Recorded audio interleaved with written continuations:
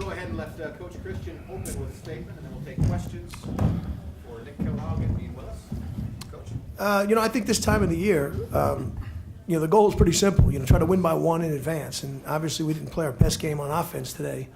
I give them credit for that, though. But our goal is to just advance, be able to play the next night. And proud to be able to do that. The resiliency of our team all year long is just something I'm really proud of. We don't always play great, but it's never for lack of effort. It's never for lack of togetherness, and that overcompensates for a lot of things. Questions for Nick?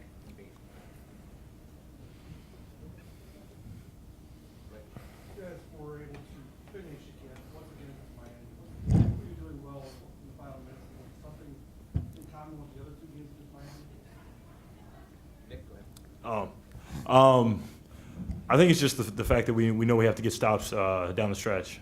We know we need to get stops and make plays at timely moments in the game, and I think we were able to do that the last time we played them in this time. How you guys had the turnover against the press late, and then what was the next after the timeout? The next play, the press breaker play.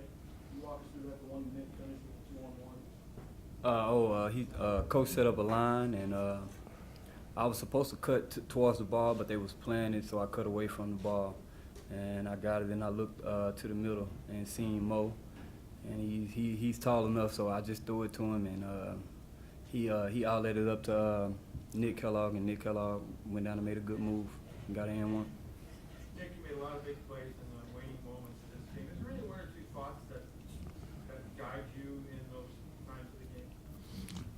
Just to stick with it and try to do whatever it is that my team needs me to do at those points in the game. Obviously, my shot wasn't falling today, so I tried to do other things. I tried to get to the basket more and just try to do whatever I needed to do to make sure our team was successful.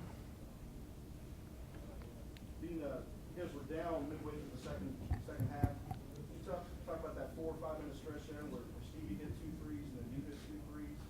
Is that just a feeling? You got to make something happen at that point in time? Or, Yeah. How do you guys turn it on like that? Well, at that point of time, it's limited time left in the game. If you're gonna shoot it, then you have to shoot it with confidence. So I think Stevie did a good job, and he didn't think about it, and he took it and he made it. And the same with me. I shot it knowing that I had to make it, and I did.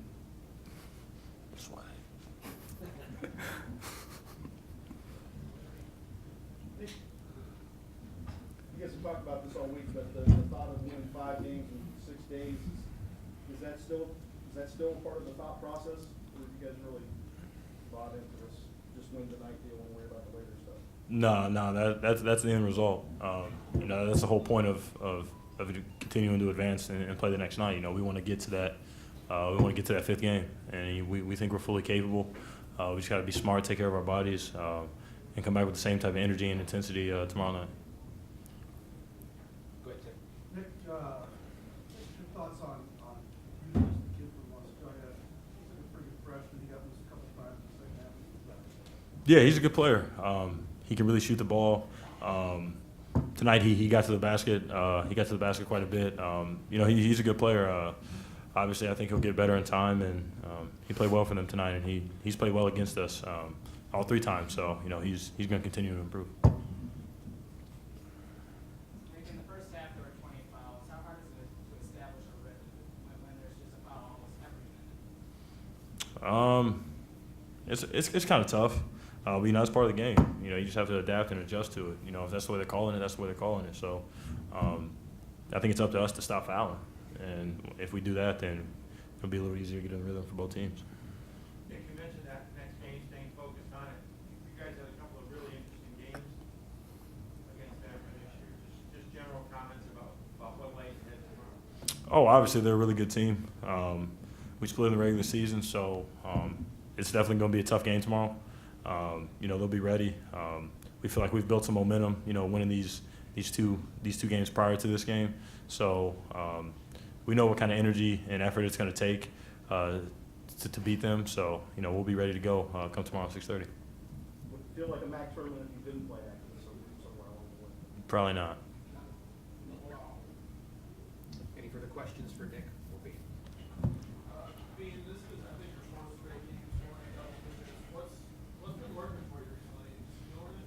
Yeah, I just think my teammates and my coaches been just talking to me and telling me to be confident. So I mean I could hit those shots. They just ain't been falling. Early in the season, but now I think it's down to that time where you have to hit them. I have to make them. So I feel like if I have to make them, then I'm gonna make them. All right, we'll let Nick and Bean head back to the locker room. We'll let Coach Christian remain for more questions. Questions, for Coach? Jim, they said stuff 18 three times in 1 year, but close games like that, is there just one? Yeah, I think each game is different. I mean, it is. It's difficult to beat any team 3 times, especially a team like Miami, who I think is really, really talented on the perimeter. They put you in tough situations. They draw a lot of fouls by the way they play. They make you value the basketball because they trap you so many different ways. They press you full court. They trap ball screens. They trap post play. So it's very difficult. And for us to play with only 10 turnovers tonight, I thought was the biggest key in the game. That's big for our team anyway. But playing against them, that was something we had to do tonight to have a chance to win the game. Steve, in the back way. Jim, Stevie's been playing with the leg injury. Yeah. Several weeks out. How Michael did. It was good. I talked to him a lot on the way up here about, this is, the doctors have assured him it's not going to be, nothing further can happen. The injury can't get any worse. So now it's a pain tolerance thing, and that's not an easy thing for anybody. But for him, I told him that we can't win games in this tournament without you because it's too many minutes for Bean to play, too much pressure, and you're going to have to give us everything you got. I thought he played with a lot of courage tonight. I always judge him on the defensive end. His confidence is his greatest strength. He's a very confident offensive player, but on the defensive end of the floor, he gave us energy tonight, and that's something we haven't been getting, so that's encouraging. Coach, real quick, just stay with injuries. Travis played in the second half. It's just a stinger. No, I got to check, and it would be more than a stinger to get him out, so I got to make sure, and I got to find out what it is. He's a pretty tough kid. He came back in, right? Yeah. Yeah, I just want to make sure he came back in. He didn't tell me, but we put him in, shoot free throws with one arm.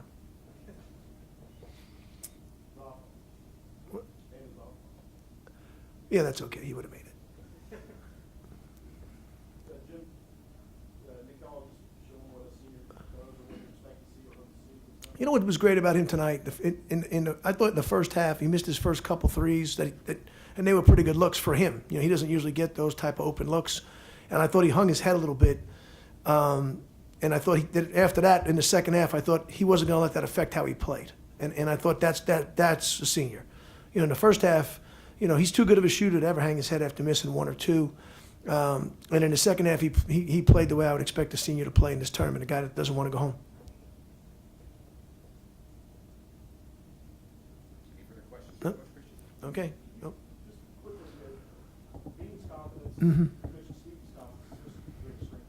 Is it a gradual process? I think it's a gradual process with anybody who hasn't played in a year. He's playing in an entirely different system in a place he's never played.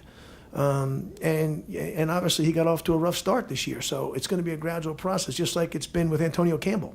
It happens. You just got to keep getting better. You got to keep playing through your mistakes, and the one thing about him is, even when he's played at his worst, he comes to work the next day, and usually when guys do that, the other guys develop a trust in them. That he's not going to let the one game affect it, and he's been really good at that. Now he's in a good rhythm at the right time. Okay, thank you, everybody.